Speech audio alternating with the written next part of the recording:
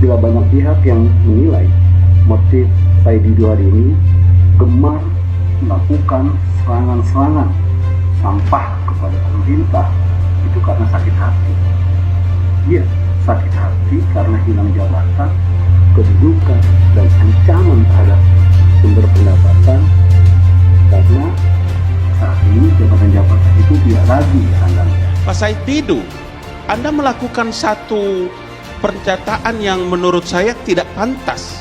Karena kalau ketika Anda menyatakan, meskipun itu dugaan, tapi please, ruang publik itu tidak bagus kalau Anda menyebutkan, itu tidak baik menurut saya. Karena pernyataan itu kalau tidak segera dibantah, Anda punya pernyataan menyesatkan rakyat Indonesia. Ini lucu bagi saya gitu. Nampaknya dia juga nggak paham realita di lapangan seperti apa. Apa ini gitu. Saya ini selama ini menahan diri untuk berkomentar. Ini kan lucu.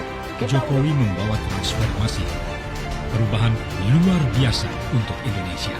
Dia mencoba merangkul semua potensi SDM yang dianggap mumpuni. Yang tak bisa, ia terpaksa diganti. Said Didu adalah orang-orang yang pernah dicoba Jokowi untuk bekerja. Ternyata tak bisa. Dan hal itu terbukti setelah tidak di jajaran pelaksana, mereka menjelma 4 orang gila, meracau, menyerang kebijakan Jokowi. Said Didu adalah mantan sekretaris Kementerian BUMN dan staf khusus Menteri SDM di era Sudirman Said. Dia dikenal publik gemar sekali memprotes. Masalahnya, apa saat itu ada yang kenal Said Didu atau gaduh seperti saat ini yang dia lakukan karena pernyataan-pernyataan kontroversial? Sebut rezim kodok dikutuk 7 turunan, Said Didu ancam polisikan netizen. Said Didu salah satu pejabat yang dipecat di era pemerintahan Jokowi dan di bawah Menteri BUMN Erick Thohir, selama ini selalu menjadi salah satu buah bibir dan digandrungi pengikutnya di akun sosial medianya, terutama Twitter. Said Didu nampak sangat menikmati habit barunya itu. Di ruang maya yang gaduh tapi sebenarnya sunyi tersebut, Said Didu merasa mendapatkan penghormatan. Manakala cuitannya yang kerap nyindir terhadap pemerintah terutama kepada Presiden Jokowi disambut dengan sangat antusias pemujanya. Ya, begitulah keseharian Said Didu, mantan pejabat yang sudah tak dapat tempat. Tapi baru-baru ini ia meradang bukan kepalang, pasalnya ada warganet yang sampai berani mengutuk dirinya hingga 7 turunan.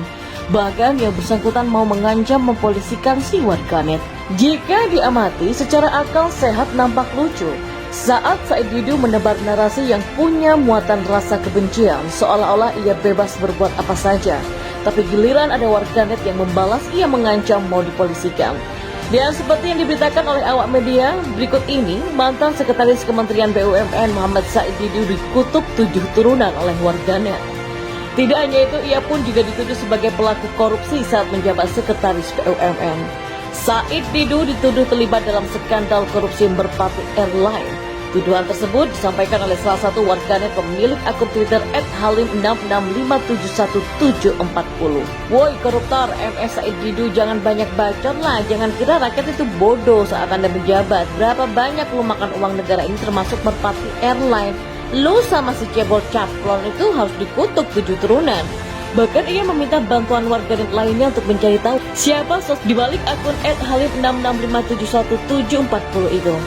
Mention Anda sudah saya capture, tuduhan Anda serius dan bisa bertemu di ranah hukum. Sampai ketemu. Mohon teman-teman carikan orang ini, kata Said Didu dalam postingannya di Twitter pada Kamis kemarin. Terlihat Said Didu begitu emosi sekali. Sejujurnya bagi yang membaca dengan tingkat kewarasan bakal tergelak atas jawaban dari Said Didu ini. Nampak paradoks sekali, seakan-akan yang boleh bebas bersuara itu adalah dirinya dan kelompoknya saja. Dan soal tuduhan korupsi yang dialamatkan kepada dirinya tinggal dibuktikan saja. Kalau bersih, mengapa harus risih? Jika niat tak perlu balas di Twitter, tinggal proses secara senyap. Satu sisi pada cuitan yang lain, Said Didu dengan bahasa satir menggunakan kata kodok, mencoba membandingkan antara Orde Baru dan pemerintahan Jokowi. Said Didu mengungkapkan fakta sejarah pemerintah Orde Baru. Ia mengatakan rezim pemerintahan Orde Baru yang dipimpin Soeharto dalam 31 tahun lebih.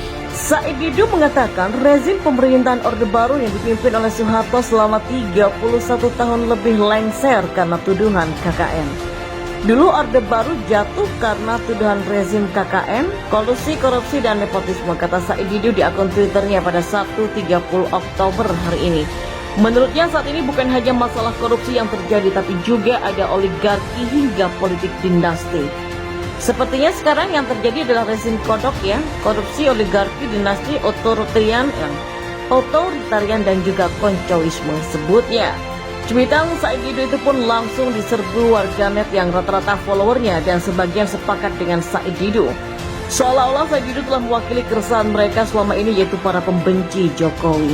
Dan kalau dipikir-pikir mereka ini kasihan sekali. Selama 10 tahun memendam rasa benci dan dibawanya ke sana kemari mungkin sampai mati nanti. Dan sepertinya mereka tak sabar kalau tahun 2024 nanti jabatan Jokowi pun akan berakhir. Orang-orang seperti Said Didu inilah embrio-embrio kebencian akan terus terjaga. Jadi ingat kalimat legendaris yang digaungkan Said Didu, lalat hanya akan kumpul di tempat yang busuk. Dan Said Didu sepertinya lupa jika yang bersangkutan pernah mandi keringat dingin setelah pernah diancam dan hanya diberi waktu 2 kali 24 jam atas pernyataannya yang menyudutkan Luhut Binsar Panjaitan. Bermula dari buntut pernyataan Said Didu yang menyatakan Luhut dinilai mementingkan keuntungan pribadi saja tanpa memikirkan penanganan virus corona. Kalau Anda dalam 2 kali 24 jam tidak minta maaf, maka kami akan menempuh jalur hukum sesuai dengan perundang-undangan yang berlaku, kata juru bicara Luhut Jody Mahardi lewat keterangan tertulis pada Jumat 3 April 2020 lalu. Beberapa waktu yang lalu pun ketika COVID-19 mulai menghampiri Indonesia, Said Didu ribut soal kepemimpinan. Bagi dia saat itu Indonesia membutuhkan pemimpin, karena menurutnya ketika menghadapi COVID-19 seolah-olah pemimpin tidak ada. Dia sampai menginisiasi tagar Bangsat Indonesia butuh pemimpin dan Indonesia need leader. Dan ketika itu pemerintah sudah bergerak, sudah mempersiapkan segala sesuatunya.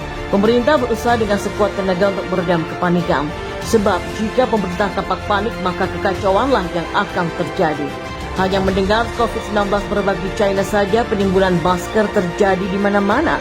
Barangnya langka dan harganya selangit. Dan ketika telah diumumkan di Indonesia sudah ada terinfeksi COVID-19, harga masker semakin gila-gilaan. Ditambah lagi dengan penimbunan sembako di mana-mana sampai supermarket penuh dengan mereka yang panik. Bukan hanya itu saja, barang-barang serba naik walaupun belum waktunya naik. Kepanikan seperti ini tentu tidak akan menguntungkan situasi dalam menghadapi COVID-19. Sebab dalam kepanikan itu pesimisme menguasai siapapun.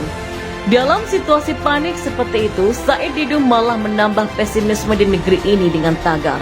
Pesannya jelas, hai rakyat, pemimpinmu tidak ada, maka bergeraklah untuk memimpin dirimu sendiri. Atau hai rakyat, pemimpinmu tidak akan memperjuangkan nasibmu, carilah pemimpin baru.